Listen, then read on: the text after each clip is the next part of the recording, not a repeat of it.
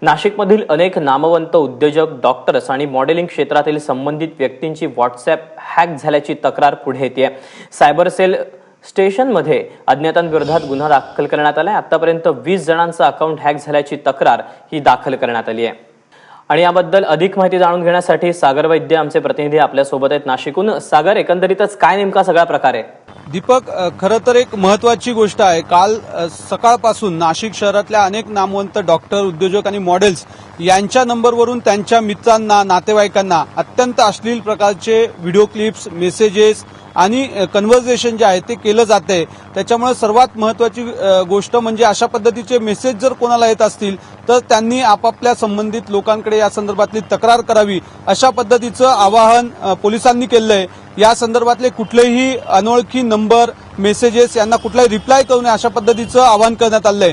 नेमकं काय घडलंय, तक्रारदार माझ्यासोबत आहेत, आपण त्यांच्याशी बोलू। डॉक्टर मनीषा रौंदळ आहेत, डॉक्टर सारिका देवरे सुद्धा आहेत। मनीषा मॅडम, नेमकं काय झालं होतं, कशा पद्धतीनं हॅक झाला तुमचा व्हॉट्सअप?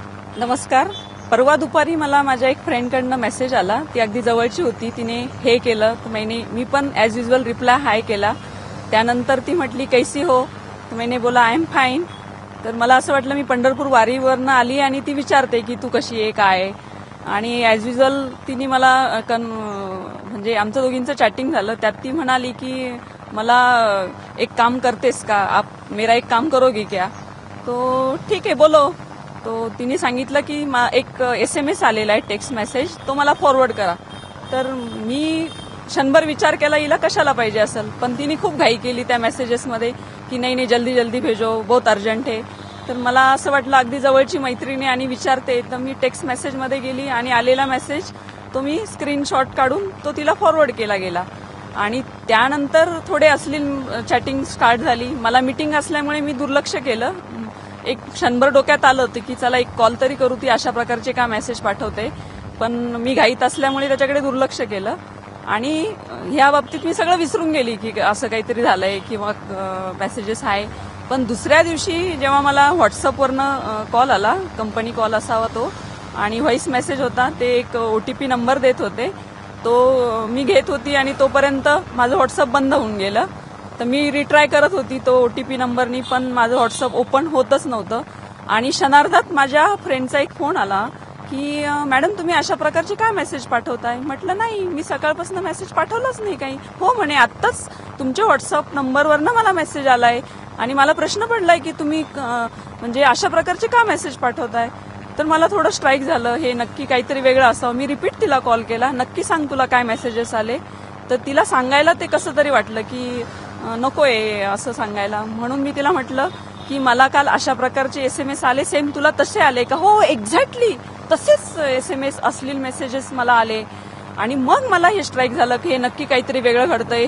आणि मी ज्यावेळेस ACP सरांना फोन केला की अशा बाबतीत माझ्याकडनं माझ्या नंबरवरनं दुसऱ्यांना वेगळा मेसेज जातोय, आणि बघता बघता अगदी 15-20 माझ्या मैत्रिणींचे, काही सायकल ग्रुपचे, काही डॉक्टर्स फ्रेंडचे फोन यायला लागले की मनीषा काय चाललंय तुझे, काय अशा प्रकारचे मेसेज पाठवते?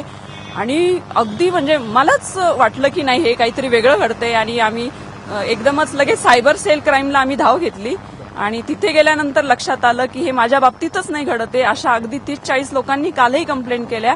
आणि मला असं वाटतं की माझ्या बाबतीत जे घडलंय ते इतरांच्या बाबतीत नाही घडावं, म्हणून प्रत्येकाने आपला जो सेल आहे तो मला असं वाटतं की प्रत्येकाने ते प्रायव्हसीमध्ये अपडेट असू द्या। ठीक आहे, सारिका मॅडम तुमचं काय? सर, ह्यांनी जे सांगितलं तसंच माझाही अनुभव आहे की मला एका जवळच्या मैत्रिणीचा व्हॉट्सअप आला, तिने हाय हॅलो केलं, मी हाय हॅलो केलं, मग ती म्हणली अरे तुझे एक लिंक भेजी है, फास्ट मुझे वो लिंक फॉरवर्ड कर। तर मी म्हटलं हिला लिंक माझ्या नंबरवरून मी का पाठवायची, पण तिचा रिप्लाय आला की प्लीज मुझे बहुत अर्जंट है, तू जल्दी भेज। तर मी ती कॉपी पेस्ट करून तिला पाठवली आणि त्याच्यानंतर जे अश्लील आणि घाणेरडे मेसेजेस, जे मी वर्णन करू शकत नाही अशा प्रकारचे SMS यायला लागले। मी त्या मैत्रिणीला फोन केला की अगं तुम्हाला का बरं असे SMS पाठवतीये? ती म्हटली अगं माझा मोबाईल दुसरं कोणतरी ऑपरेट करते आणि मला स्ट्राईक झालं की माझा मोबाईल हॅक झालाय। त्यानंतर आम्ही सायबर सेल क्राईमला जाऊन यांच्याकडे कंप्लेंट केली आणि बाकीच्या मैत्रिणींना पण वॉर्न केलं की जो तुम्हाला 6 डिजिट व्हॉट्सअप कोड येतोय तो कोणाशी शेअर करू नका, नाहीतर मग सगळ्यांचे मोबाईल पाठोपाठ हॅक होत आहेत। इथे कुठल्याही असोसिएशनचा काही संबंध नाहीये। ते म्हटले की कोणी सायकलिंग किंवा डॉक्टर असं नाही, पण ते प्रत्येक फिमेलला टार्गेट करतायत। आपण बघू शकतोय की किती भयानक अनुभव आहे। माझ्यासोबत संगणक तज्ञ आहेत दीपक, आपण त्यांच्याशी बोलू। विशाल, मला सांगा, हे जे काही अशा पद्धतीने हॅकिंग केलं जाते, कशा पद्धतीने प्रिव्हेंटिव्ह राहिलं पाहिजे लोकांनी? बेसिकली तुम्ही बघाल तर व्हॉट्सॲपमध्ये आणखी पण ते OTP आहे, म्हणजे सिक्युरिटी फीचर आहे. पण हे सगळे जे इन्सिडेंट्स होत आहेत ना, याच्यात आपण एकच समजते आपल्याला की थोडा आपण केअरलेसनेस आहे इथं, थोडे कॅज्युअली घेतलेलं आपण. म्हणजे जर अनोळखी किंवा मित्राने जरी तुम्हाला काही लिंक विचारली की तुम्हाला OTP पाहिजे वगैरे, तर we should not share it directly. आपण एकदा व्हेरीफाय तर करायला पाहिजे की हे काय आहे ते.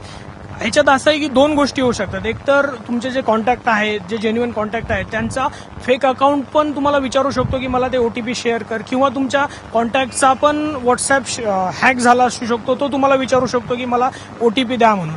तर बेसिक सिक्युरिटी मेजर हेच घेतलं पाहिजे की तुम्ही तुमचे जे प्रायव्हेट इन्फॉर्मेशन आहे, OTP वगैरे, हे कधीही कोणाशी शेअर नका करू. त्यामुळे व्हॉट्सअप युजर्सची चिंता वाढवणारी खरं तर ही बातमी आहे. नाशिकमधील अनेक नामवंत उद्योजक, डॉक्टर्स आणि मॉडेलिंग क्षेत्रातील संबंधित व्यक्तींची व्हॉट्सअप हॅक झाल्याची तक्रार पुढे येते. काहीतरी तांत्रिक बिघाड आला, त्यामुळे नाशिकपर्यंतचे व्हिज्युअल्स आपल्यापर्यंत पोहोचू शकत नाहीयेत. दरम्यान अनेक जणांचे जे व्हॉट्सअपचे अकाउंट आहेत ती हॅक झालेली आहेत. कदाचित हा व्हायरस तुमच्यापर्यंत सुद्धा पोहोचू शकतो, त्यामुळे याची काळजी घेणं हे तितकंच गरजेचं आहे. आणि याबद्दलचे जे अधिकचे अपडेट आहेत ते आपण सागरकडनं पुन्हा एकदा पाहणार आहोत. तुर्तास सागर, धन्यवाद दिलेल्या माहितीबद्दल.